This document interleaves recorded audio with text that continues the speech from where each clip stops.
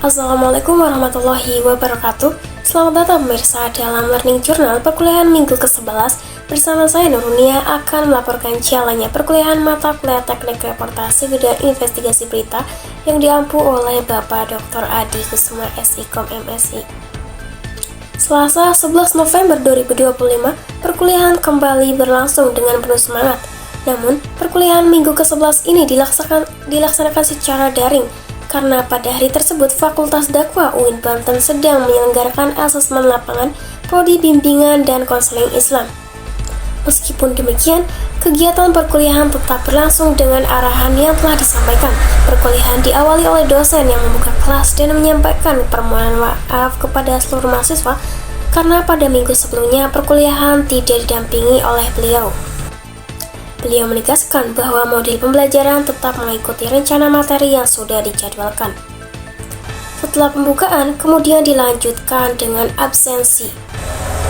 Agenda utama dimulai dengan penayangan hasil reportase dari kelompok terakhir, yaitu kelompok 8, yang mengangkat liputan berjudul "Pinjaman Online Kembali Merenggut Nyawa". Liputan ini berlatar di Kecamatan Curug, Kota Serang, dan menyoroti kembali kasus tragis akibat tekanan ekonomi dari pinjaman online. Dalam penayangan tersebut, Lala Nabilah Chandra tampil sebagai presenter yang mengantarkan alur cerita berita, sementara Cindy Siva Nurkolbir bertindak sebagai reporter yang turun langsung ke lokasi kejadian. Muhammad Fatullah Ramdan memerankan dua narasumber, yakni Patul selaku Ketua RT serta Endan selaku saksi mata. Fadil Jibran Permana membawakan peran ganda sebagai Bribtu Anton Suripto dari Polres Kota Serang, serta JP, penghuni kontrakan yang mengetahui kondisi korban. Tayangan ini memberikan gambaran bagaimana permasalahan pinjaman online terus menjadi ancaman sosial yang nyata di tengah masyarakat. Setelah pemutaran, kelas memasuki sesi penilaian. Mahasiswa bersama dosen melakukan evaluasi terhadap hasil kerja kelompok 8. Mulai dari penyampaian reporter, kekuatan narasi presenter, kelengkapan unsur 5W1H, penggunaan visual, hingga pendalaman sudut pandang investigatif. Meskipun saat penayangan audio agak kurang jelas, namun secara keseluruhan kelompok ini dinilai sudah menunjukkan upaya maksimal dalam memahami alur liputan investigasi. Agenda kemudian berlanjut pada presentasi kelompok 7, dengan moderator Cindy Siva Nurkolbi membawakan materi berjudul Jurnalisme Investigasi dan Masyarakat Demokrasi di Indonesia dan di Dunia. Pemaparan dimulai oleh Yoga Oka Saputra sebagai pemateri pertama yang menjelaskan kondisi jurnalisme di Indonesia, yang secara hukum dijamin oleh Undang-Undang Pers Nomor 40 Tahun 1999. Namun, ia menekankan bahwa di lapangan, jurnalis masih menghadapi tekanan politik, intimidasi, hingga kekerasan fisik. Selain itu, konsentrasi kepemilikan media dan penggunaan UIT yang multitafsir turut menjadi hambatan serius. Yoga kemudian melanjutkan dengan paparan kedua mengenai kondisi jurnalisme global yang pada dasarnya menghadapi problem serupa, seperti persaingan kecepatan di era digital, berita sensasional, serta kontrol kepemilikan media. Meskipun demikian, prinsip utama jurnalisme, akurasi, kebenaran, dan independensi, dan keberpihakan pada publik tetap menjadi fondasi yang harus dijaga. Materi selanjutnya dibawakan oleh Ahmad Abuzar yang memaparkan peran jurnalisme investigasi dalam demokrasi. Ia menjelaskan bahwa jurnalisme investigasi berfungsi sebagai watchdog yang mengawasi kekuasaan, mengungkap penyelewengan, dan membongkar praktik yang merugikan masyarakat.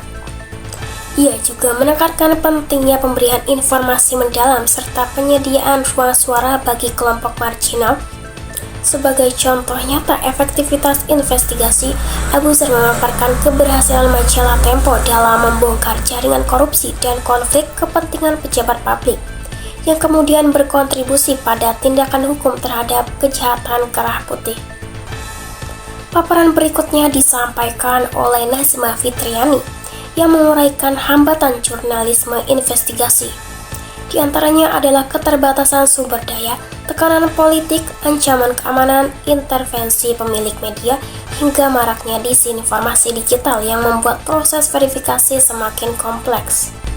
Terakhir, materi ditutup oleh Ahmad Zajid Hidayat yang memaparkan strategi memperkuat jurnalisme investigasi untuk menjaga demokrasi. Ia menyampaikan pentingnya independensi redaksi, perlindungan hukum bagi jurnalis, pendanaan alternatif seperti crowdfunding, peningkatan kemampuan riset dan keamanan digital, serta kolaborasi lintas media sebagaimana dilakukan dalam proyek investigasi internasional Panama Papers. Menjelang akhir perkuliahan, dosen memberikan penjelasan tambahan mengenai empathy maps dan point of view atau POV yang akan sangat berpengaruh dalam proses pekerjaan tugas besar, yaitu pembuatan karya jurnalistik investigasi. Dosen juga menjelaskan timeline resmi yang tertuang dalam slide, pembuatan proposal pada pertemuan ke-11, presentasi proposal pada pertemuan ke-12, praktik produksi karya investigasi pada pertemuan ke-13 dan 14, serta penayangan dan penilaian hasil karya pada pertemuan ke-15. Dosen menegaskan bahwa pada pertemuan ke-13 dan 14, mahasiswa akan berada di lapangan untuk melakukan produksi karya jurnalistik investigasi. Dan absensi pada hari tersebut diambil melalui learning journal yang berisi laporan kegiatan produksi. Setelah semua agenda selesai, perkuliahan ditutup.